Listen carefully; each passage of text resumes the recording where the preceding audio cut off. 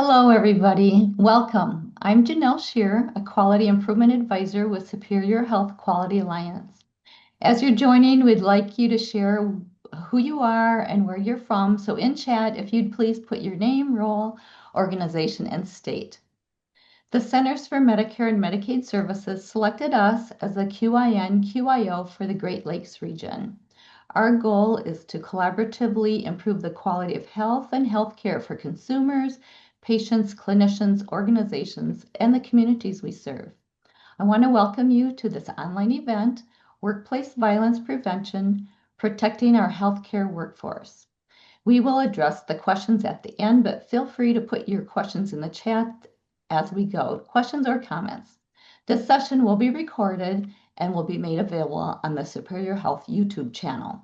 I'll be sharing a PDF of the slides in the chat shortly. Superior Health Quality Alliance is a collaborative of 8 organizations across 4 states and includes the following members. We have 4 state hospital associations, 3 quality improvement organizations, and 1 end-stage renal disease network. In addition, QSource, who has a long history as the QIN/QIO in Indiana, is an essential partner in this work. The Quality Innovation Network Quality Improvement Organization, or QIN/QIO program, is a Centers for Medicare and Medicaid Services driven initiative aimed at improving quality of care for Medicare beneficiaries.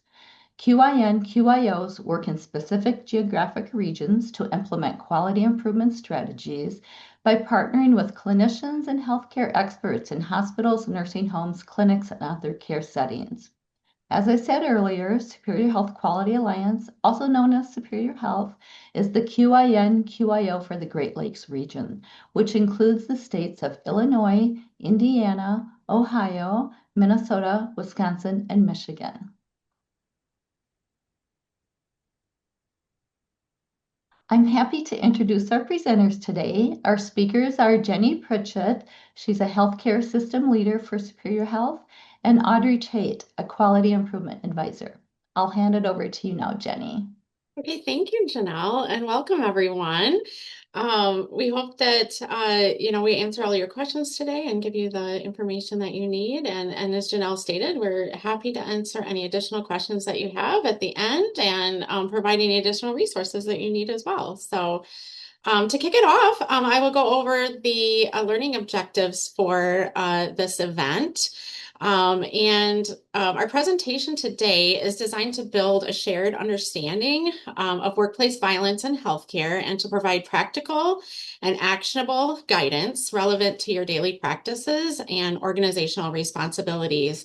It is geared primarily towards the hospital setting, but can be replicated throughout any care setting. First, we will identify and describe the 4 recognized types of workplace violence. While all 4 are important, we will be highlighting more so 2 of the types of workplace violence that's more prevalent in healthcare settings, such as patient or visitor violence or worker-on-worker violence, because these are the types that are most commonly experienced by staff and are most closely tied to patient safety outcomes within your organizations. So we'll also next examine the essential components of an effective workplace violence prevention program. This includes the understanding of the role of risk assessment, environmental controls, staff training, reporting systems, and leadership accountability, which is first and foremost and foundational in assuring a positive experience and a very positive workplace prevention. Right, violence prevention program. So how these elements work together, we will explain and enhance your workforce safety and organizational readiness for any incident that may occur. And then lastly, we'll review any hospital policy requirements, guidelines, and recommended practices. And this will be very high level overview. And then we will make sure that if you need any further detailed policies, we will provide that for you as well. And by the end of the session, we're hopeful that you'll have a clear understanding of what workplace violence looks like and how it affects patients and staffs and how organizations and individuals can respond effectively and consistently. So we'll start off today with the workplace violence and healthcare, the actual definition with OSHA. So the OSHA definition of workplace violence is in healthcare includes any act or threat of physical violence, harassment, intimidation, and or other threatening disruptive behavior that occurs at the work site. It ranges from verbal abuse to physical assault and even homicide. Um, this is also noted, the U.S. Department of Labor, and just in general, through OSHA, whatever setting that you're in. So with workplace violence, a lot of it, there's a lot of definitions of workplace violence, but it can include, it's not just extreme or rare events. It can be a spectrum of behaviors ranging from verbal or psychological aggression to actually serious physical harm. I know you've probably heard in the news too many times of healthcare in multiple settings actually of active shooter and all of those really terrible things that, can include homicide as well. On the less visible end of the spectrum, workplace violence includes behaviors such as name calling, yelling, intimidation, harassment. It can also include stalking. These actions are sometimes minimized in healthcare or normalized in healthcare, but they are still forms of violence and can have significant emotional and psychological impact on staff. The list also includes, pushing, pinching, scratching, spitting, kicking, punching. And I know that healthcare workers are, especially in the emergency room setting, are very, have become accustomed to this, that this is normal. In actuality, this is not to be normalized. This is workplace violence to its core. The key takeaway to all of these behaviors, they do count as workplace violence, regardless of the intent, regardless of the severity. No form of violence should be considered part of the job. So recognizing the full range of behaviors is essential so that staff know when to speak up.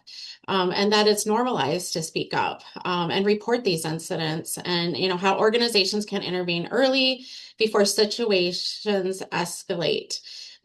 This understanding sets the groundwork for the next discussion on how we will respond appropriately to different types of workplace violence incidences and how and how prevention begins with recognition and how staff can, be well equipped with training, especially those who are in the front lines.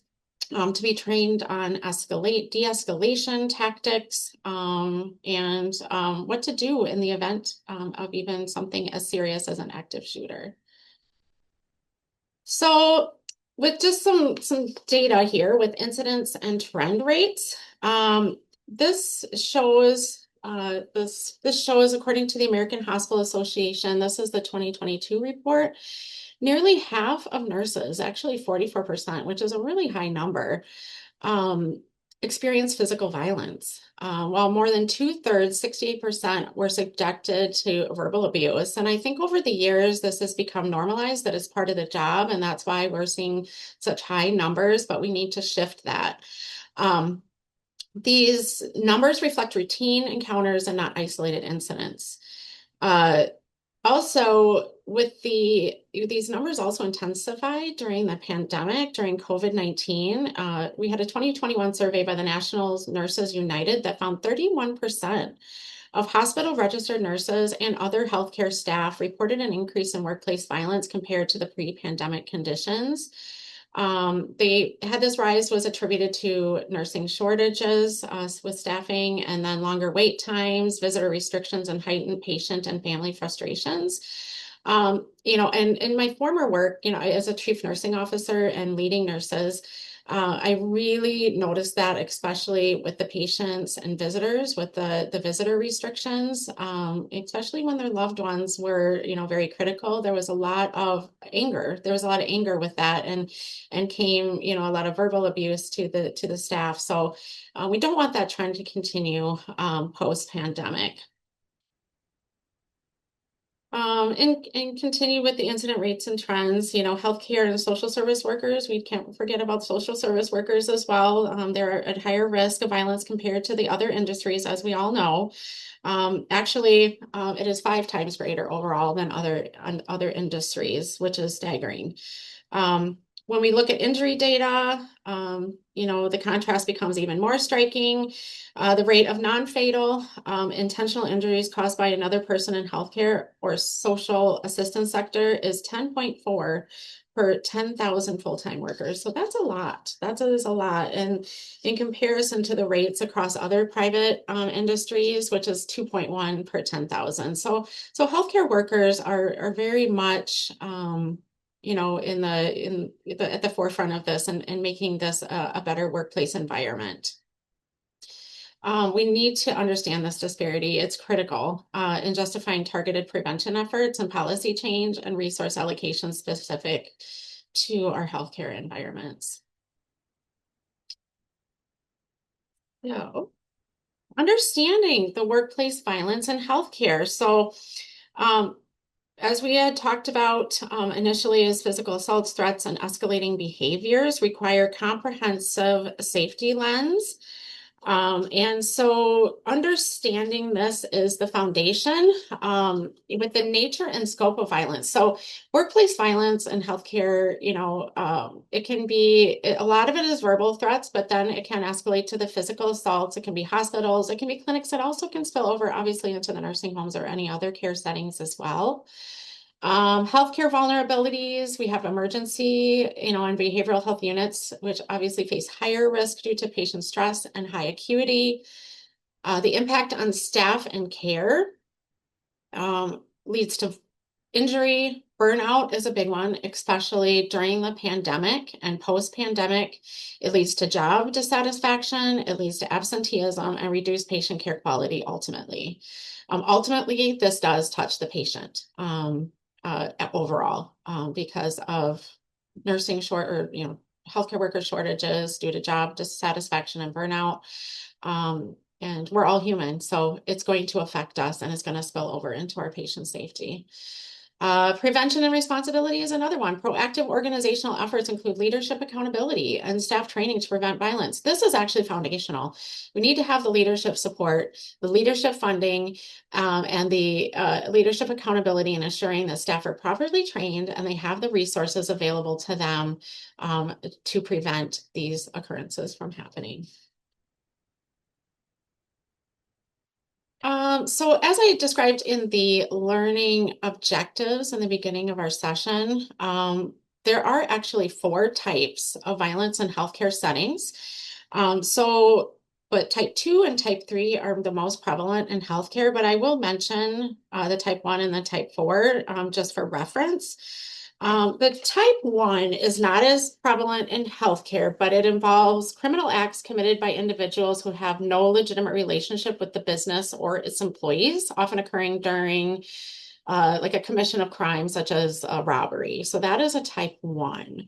The type 4 is also called the personal relationship violence. So that occurs when a person is it's like a domestic abuse related. So they're in a personal relationship to an employee and commits violence at the workplace. So it's not work related. For example, like I said, it's more of a domestic violence that spills over into the workplace. It can happen in healthcare, but not as prevalent.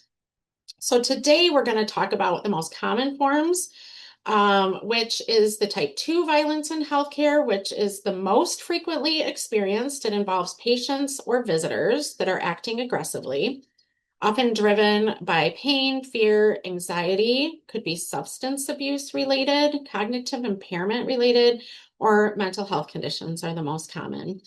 While these behaviors from patients or visitors are not always intentional, they do significantly increase the risk of harm for healthcare workers, especially those who are on the front lines and providing direct patient care.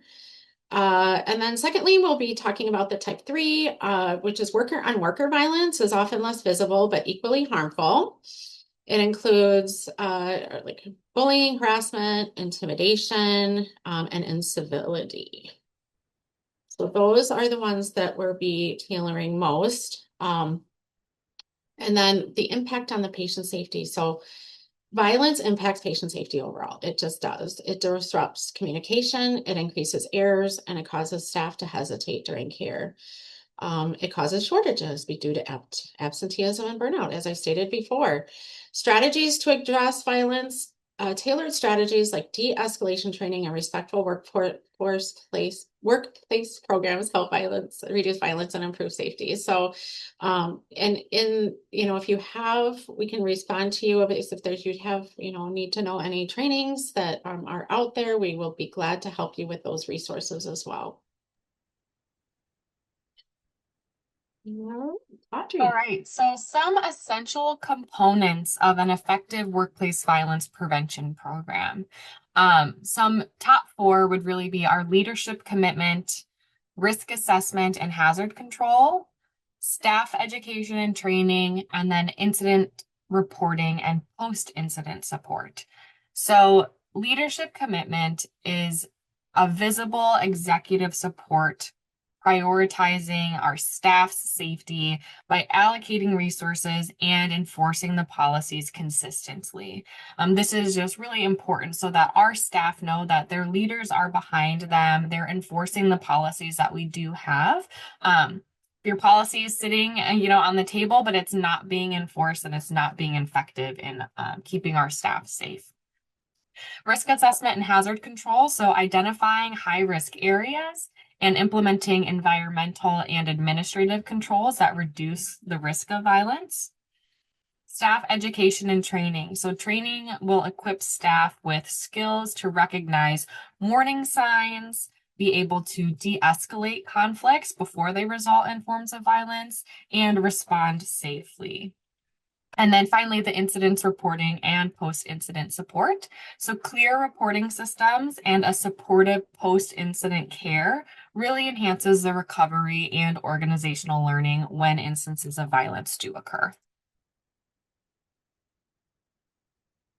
And then management, commitment and worker engagement. So diving further into this, we want to ensure and know that it's important that our staff acknowledge the value of our violence prevention programs, allocate appropriate authority and resources to all parties, that there are clear roles and responsibilities for managers and supervisors, and that we maintain a system of accountability.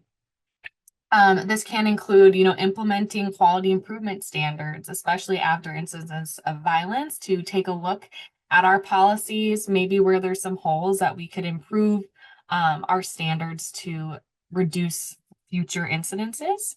And then providing support staff. So that could be medical and psychological needs. So medical treatment after instances of violence if needed. And then especially that psychological counseling and debriefing to take care of the mental health of our staff as well.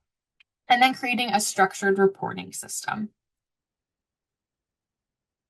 So having a violence prevention hazard assessment template that your team can analyze and revisit really helps to evaluate risk factors, security measures, and policies that reduce threats at work.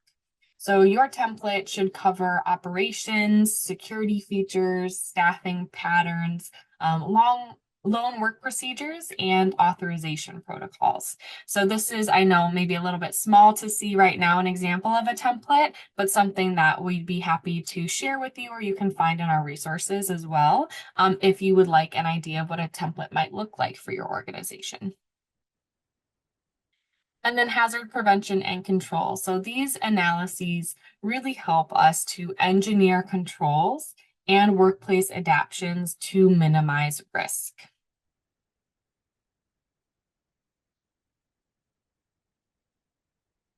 Hospital policy requirements and recommended practices. So clear definitions and zero tolerance. So policies begin with very clear definitions of workplace violence and a firm zero tolerance stance for violence and harassment. Kind of as Jenny mentioned earlier, sometimes we think of violence as the more extreme end of things, but ensuring our staff knows and our policies are clear that it includes those things, like verbal assaults and hitting, things that maybe aren't at the extreme end, but are violence against our staff. Reporting and response procedures. So standardized, accessible reporting mechanisms ensure that there's timely incident response and define roles during workplace violence events. Training and compliance, so mandatory training tailored to the roles and that support your awareness and with policies aligned to the OSHA and regulatory standards. Training and compliance in these is so important so that our staff have the ability to practice how to handle these situations before they're happening live. And then continuous improvement. Regular policy reviews and staff involvement ensures that ongoing improvements are made and that we're in a safer healthcare environment. So a little bit more on staff education and training. Education and training are key factors in ensuring your violence prevention plans are effective at keeping staff safe. So ensure that your staff knows your workplace violence prevention policy, what risk factors cause or contribute to assaults, and ways to recognize, prevent, or diffuse volatile situations. Conducting trainings on ways to deal with hostile people other than patients, like relatives and visitors as well, and how to protect themselves and their coworkers. Knowing the location of and how to operate and the converge of our safety devices is also vital in our staff education and training. So there are several different types of workplace violence scenarios in healthcare that Jenny touched on earlier. So some examples are a type 2, a patient physically assaults a nurse during a restraint procedure. A visitor threatens staff after being denied access to a restricted area, another type 2. A staff member verbally harasses a coworker, escalating to intimidation, should be classified as a type 3. And then an employee's partner shows up at the workplace and engages in a threatening behavior. So that would be a type 4. And then I will pass it over to Jenny to kind of dig into these further and how to respond to these different types of workplace violence incidents. Yeah, thank you, Audrey. Yes, we're going to go through, dive deeper into some of these scenarios and just how to effectively respond, because it is important to recognize that not all workplace violent incidences are the same. So we should therefore not be handling them in the same way. Effective response depends on understanding the type of violence, who is involved, and the level of risk. So in the following scenarios, I'll walk through the practical responses and strategies tailored to each of these scenarios, as well, as emphasize a combination of situational awareness, de-escalation, clear reporting processes, leadership involvement, organizational accountability. So these are just examples that you may be seeing within organizations, either you're an organization yourself or organizations that you work with. So ultimately, if we know how to respond appropriately, it'll help, protect employees and our patients and just have an overall better care environment. So the first one is the type 2. So the patient physically assaults a nurse during a restraint procedure. So this would be a constitute of immediate action. So you would ensure personal safety first. So you create a distance, if possible, and call for assistance. Some places, especially in mental health units, emergency departments, they have those hidden panic buttons. A lot of times, even they have them not just at the nurse's station in an ER, but they have them at like the registration, because a lot of times it's our registration or patient access staff that are, the front line to a lot of this. So you'll have panic buttons.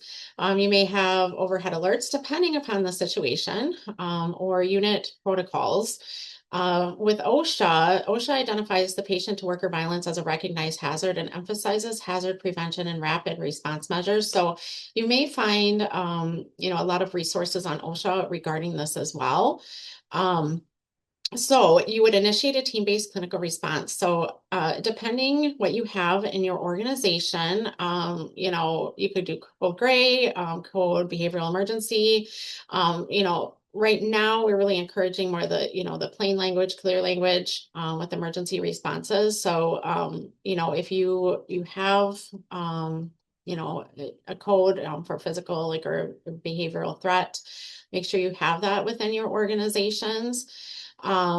If you have obviously like an active shooter situation, you're not going to page overhead and have people respond to the incident. You want people, to run from the incident or hide, or, you don't want them coming to the incident. So depending upon the situation. Now, this situation, you would call initiated team-based response.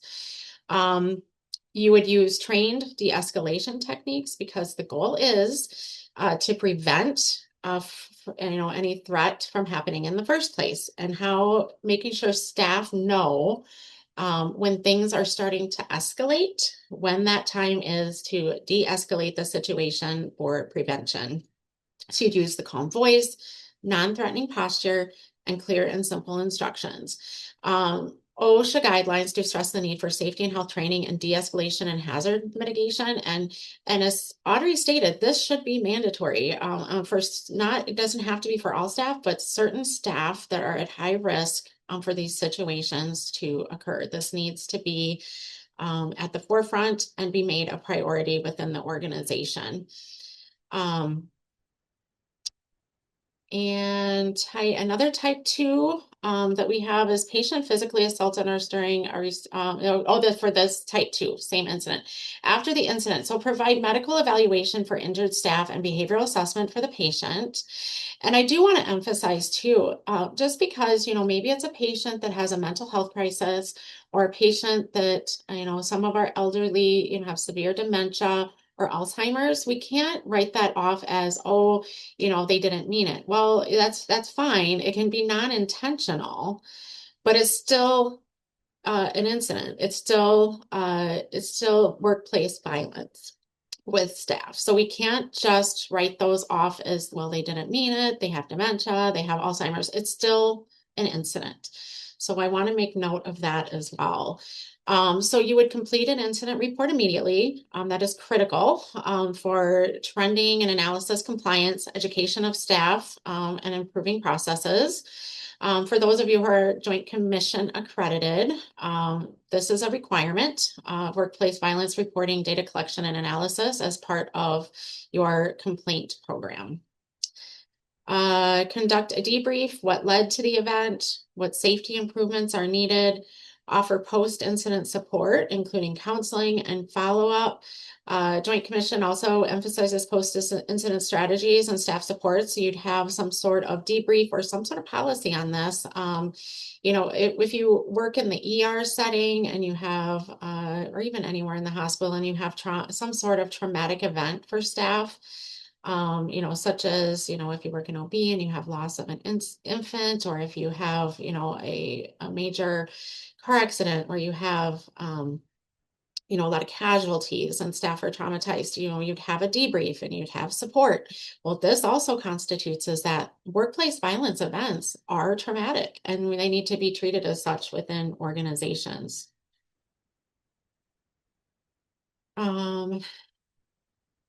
So another type 2 is visitor threatens staff after being denied access to a restricted area. This happened a lot during COVID because we had the visitor restrictions and they wanted to be there, rightfully so, with their loved one, but we had the restrictions and they become angry. A lot of emotion was involved.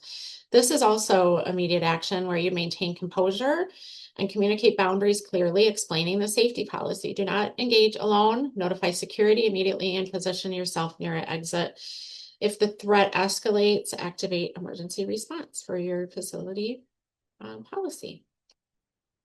So after the incident of this one, as we did before, you document the threat. Documentation is so important, and you need to train your staff to do that.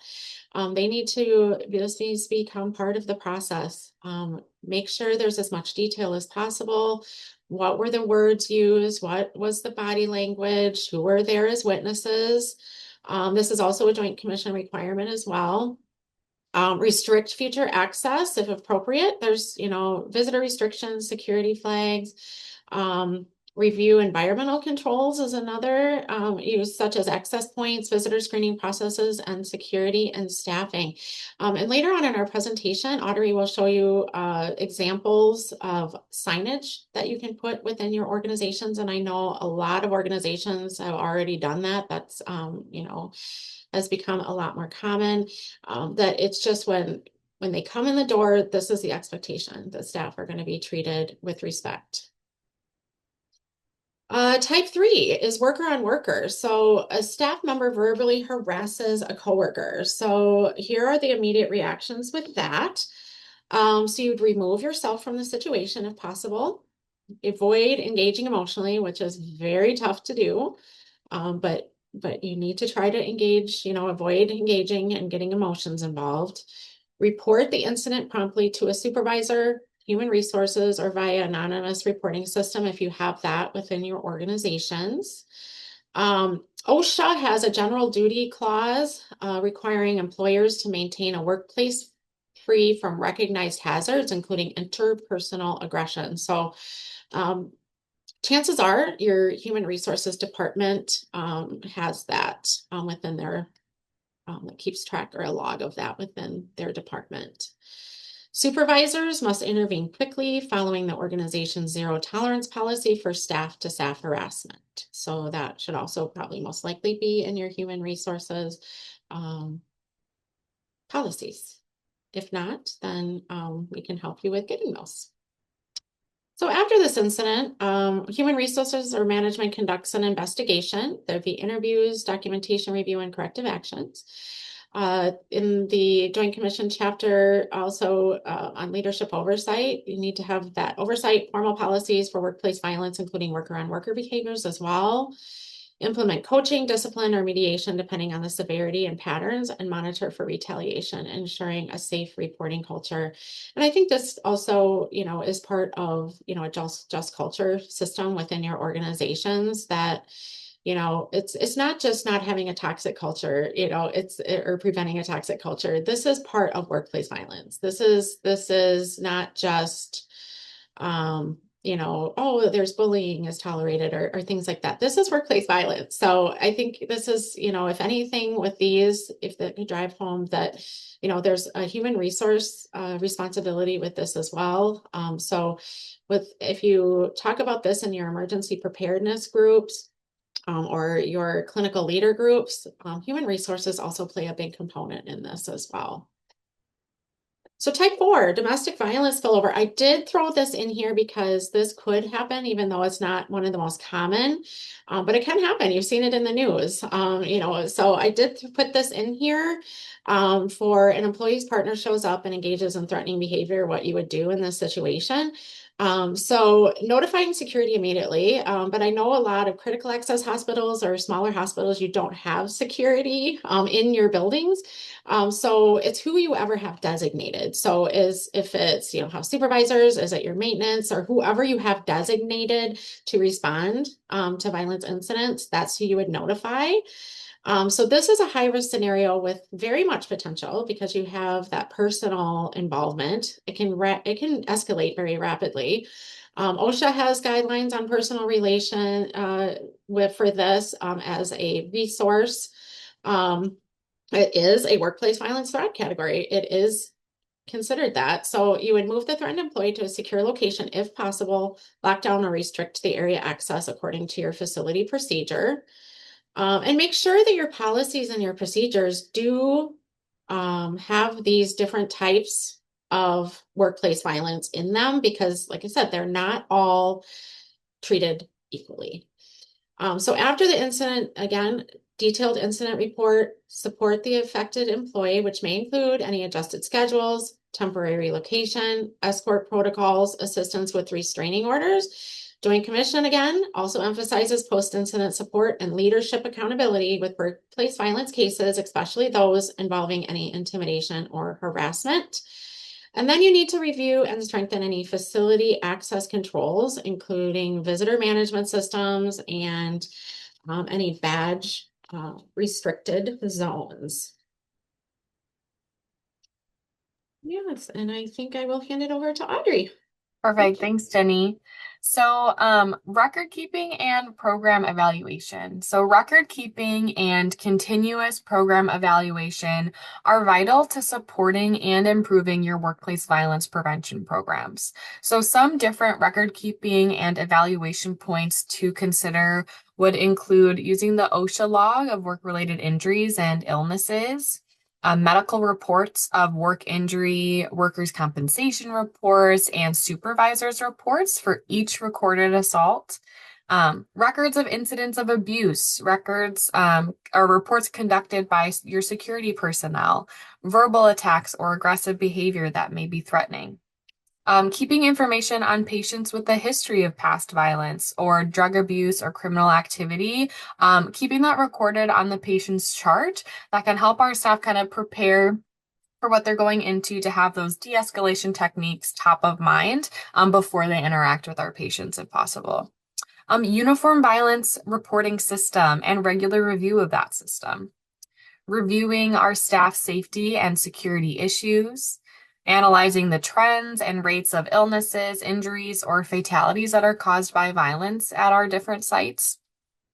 Measuring improvement. So reduction in the frequency and severity of workplace violence is something that we want to keep track of to see how we can improve and keep those numbers being reduced.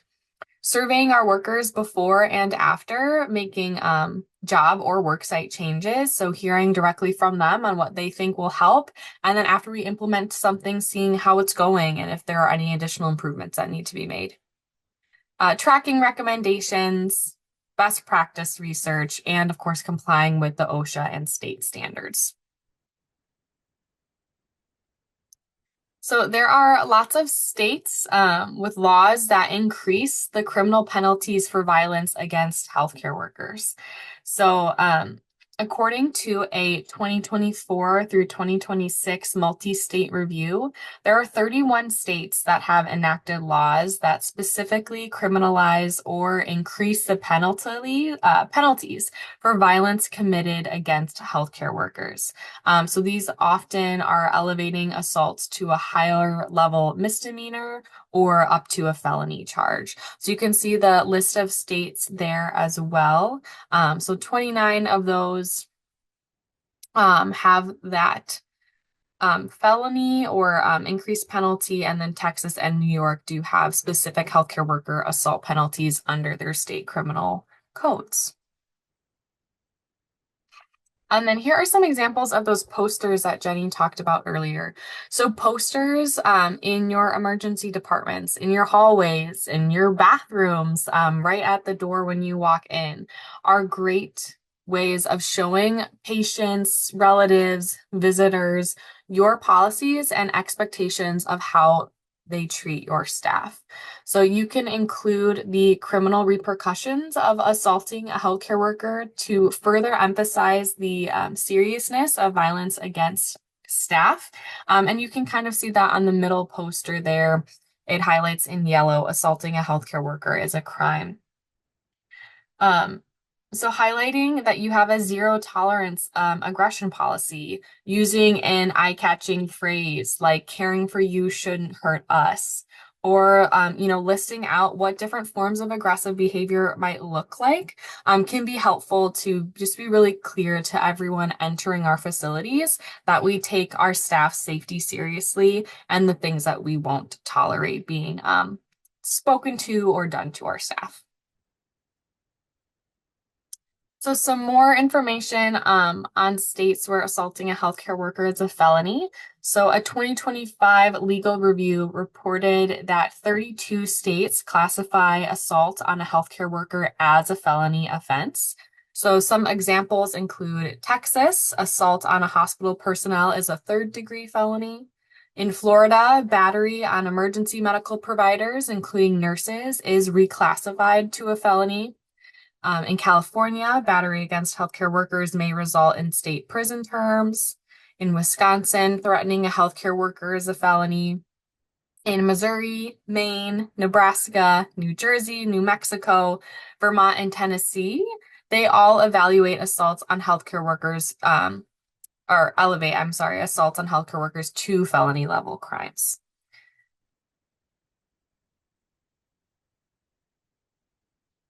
In addition to the states where violence against a healthcare worker is classified as a felony or where there are increased penalties for these assaults, most states do have workplace violence prevention laws that indirectly may criminalize that violence. So a 2026 comprehensive review found that 48 states enacted at least one workplace violence related law protecting our healthcare workers. So these laws penalize perpetrators, require prevention programs, and require reporting systems or facility protections.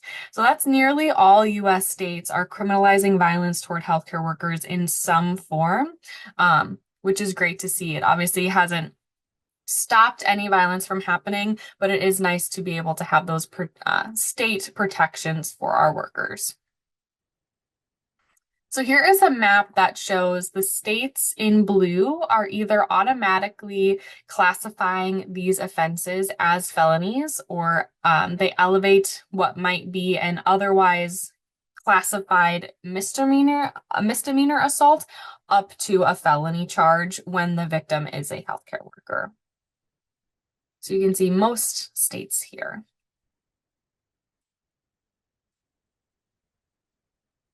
All right, so some next steps. So workplace violence remains a significant challenge within healthcare, affecting the safety, well-being, and morale of caregivers, as well as the quality of patient care.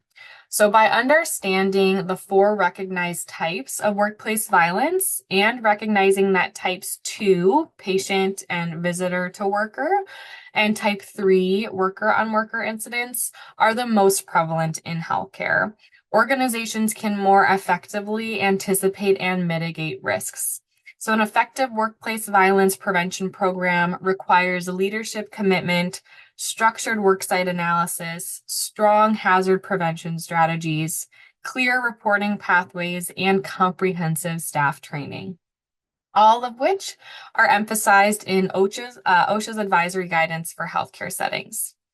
The updated Joint Commission requirements, effective in July 2025, further reinforce the need for formal definitions, leadership accountability, systemic reporting, and robust post-incident support, providing a framework for strengthening organizational readiness and elevating overall safety culture in healthcare settings. And ultimately, preventing workplace violence is not a single intervention, but an ongoing system-wide effort. So by adopting best practices, complying with regulatory expectations, and fostering an environment where staff feel empowered to report threats and incidences, healthcare organizations can create safer workplaces where caregivers are feeling supported, protected, and able to deliver the highest quality of care. So here are just some additional resources where we found some of these studies that you can refer back to if you'd like. And then just quickly, a note on if you're not currently enrolled with us to work in the Quinn QIO program, we would encourage you to sign up so that we can continue to provide one-on-one technical assistance for you and our different resources and events such as these.